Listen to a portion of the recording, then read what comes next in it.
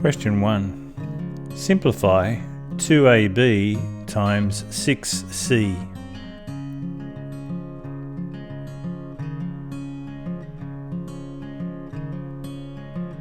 We multiply the numbers normally, and we list any letters beside each other. Numbers and letters that are multiplying can just be written beside each other. 2 times 6 is 12, and we have an A and a B and a C, and we just list them after the 12.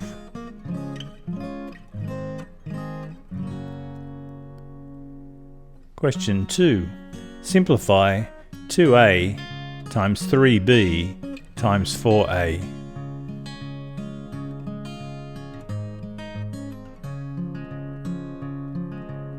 We multiply the numbers normally.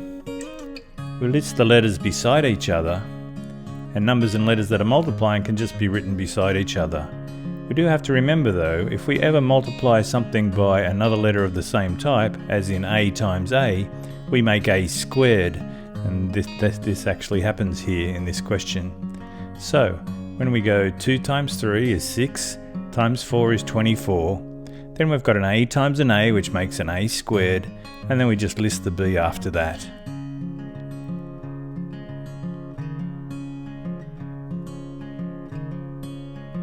Question 3. Simplify 15mn divided by 5m.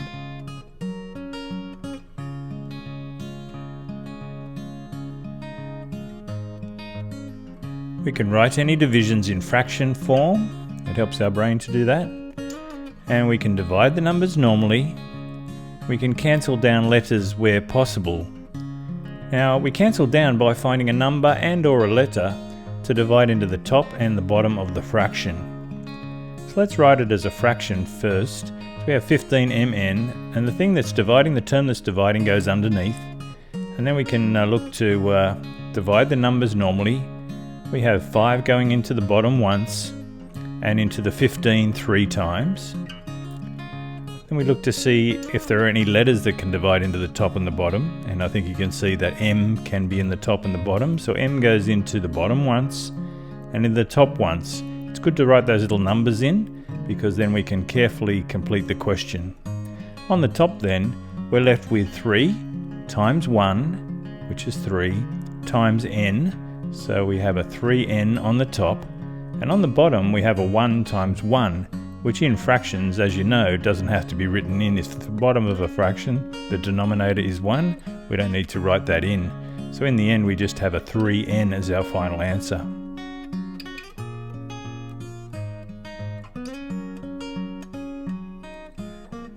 Question 4. Simplify 5x all over 15xy.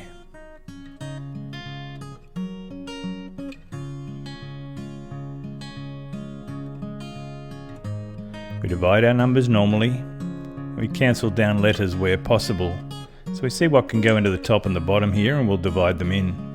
Now, as far as the numbers go, 5 goes into the top once, and into the bottom 15 3 times. And then I think you can see an x on top and bottom as well. So let's divide the x into the top and goes once, and the x into the bottom and goes once as well. So we're left with 1 times 1 on the top, and 3 times 1 times y on the bottom. Now in this case, we do have to write that 1 in when it's on the top. It's very important, because that 3y, otherwise, would just be the final answer, and that would kind of be a top number instead of a bottom number. So I like to suggest that we don't want to give a term a promotion that it doesn't deserve. So we keep the 3 and the y on the bottom by writing the 1 on the top in this case.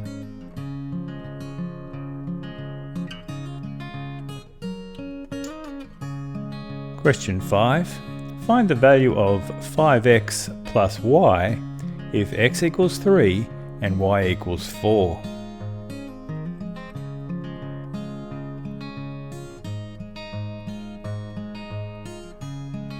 We substitute each letter in with its number, and we calculate the overall value. So we'll write that expression out, and straight underneath we'll put whatever the values of x were given to us in the question, We'll put that in where the x is, and we'll put whatever value y was given in the question in where the y is. So straight underneath there, instead of 5 times x, we're told that x equals 3. So we just replace the x with a 3. So it's 5 times 3. And on the second part of that, we just add the whatever the y is, and we're told the y has a value of 4. So we replace the y with a 4 on the next line down. And we've just got 5 times 3 is 15, plus our 4 for a final answer of 19. So we just substitute each letter in with the value that it's given in the question, and we work it out from there.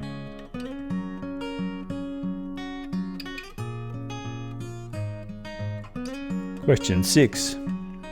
Expand 3 outside of a plus 2.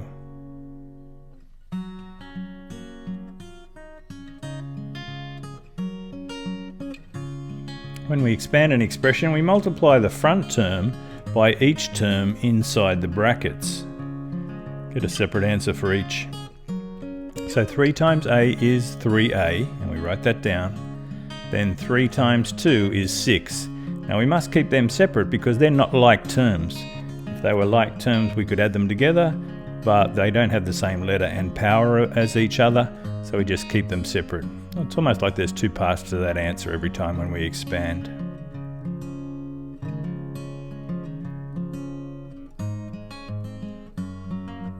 Question 7. Expand 5x outside of 3x plus 7.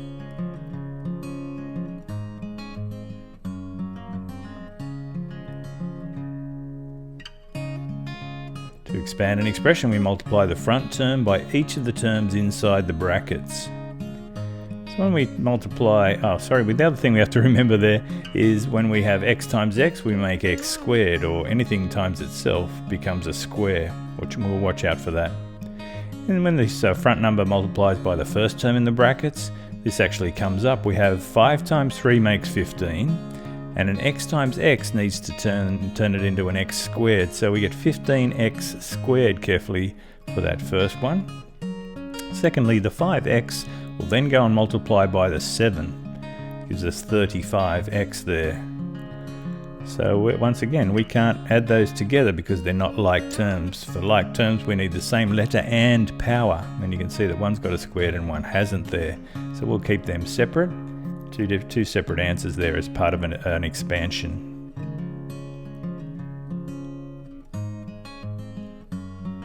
Question 8. Expand and simplify 3 outside of x plus 4 plus 7x.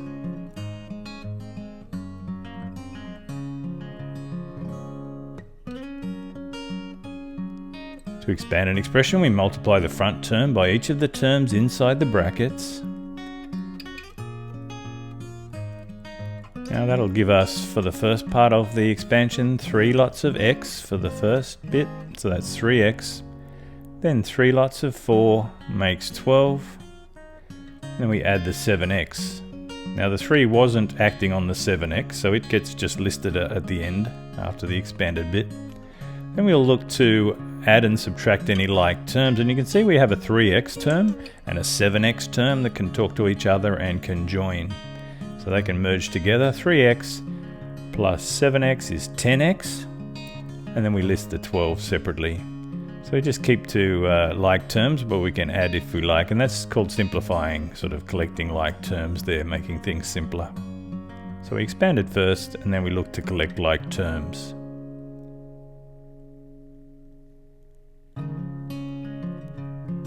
Question 9. Factorise 3a plus 6.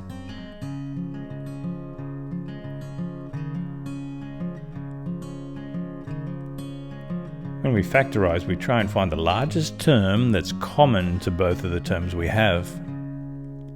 We put this in front of the brackets, and we try and fill in our brackets with whatever's appropriate. So the largest common term between 3a and 6, what goes into 3a and 6, we'll ask ourselves. And 3 goes into 3a and 6, so we put that in front of the brackets. Then we fill in the brackets with whatever's appropriate. Now I guess when we're trying to factorise here, we want to end up with an expression that where we can expand and get back to the original. So we ask ourselves, what would we have to multiply 3 by to get that first term of 3a? Well, here to tell you, I think you could probably imagine yourself, that will need an a in there. And then we'll ask ourselves, what would we multiply 3 by to get 6 for the second term if we were expanding? We'd have to multiply the 3 by 2. That helps us fill in the brackets with the appropriate terms there. And we should always check by expanding. So if we go 3 lots of a, we get 3a back in the question. If we go 3 lots of 2, we'll get the 6. So that's always a good double check with factorising questions. Can you expand and get back to the original question?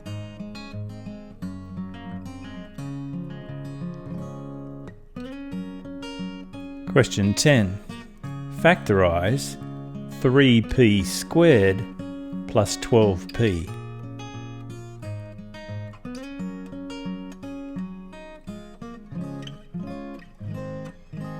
We want to find the largest term that's common to both terms. We want to put that out in front of the brackets. So what goes into 3p squared and 12p? What's the largest thing that goes into both 3p squared and 12p? So number-wise, 3 goes into both, and actually p goes into p squared and p as well. So let's put a 3 and a p out the front of our brackets. So then we ask ourselves, so we can fill in the brackets with the appropriate terms, what would I have to multiply 3p by to get 3p squared? So to make a p squared, I'll need a p times a p, so I'll need another p inside the brackets as that first part. Then I'll ask myself, what would I have to multiply 3p by to get 12p? I'd have to have a 4 in there. So to check by expanding my answer, I'll just work on the right hand side and see if I get back to the left hand side. 3p times p makes 3p squared. I'm happy with that because that got me back to my first term in the question. Now 3p times 4 gives me 12p. So that gets me back to the question, and I'm confident that I've got the right factorising there. The other thing I need to check is there anything still common in the brackets section? If there is, that means that's a signal that you haven't taken out the largest possible thing to have as your front number in the first place. So double check that as well if you can for any factorisings. Check that there's nothing still common in the brackets.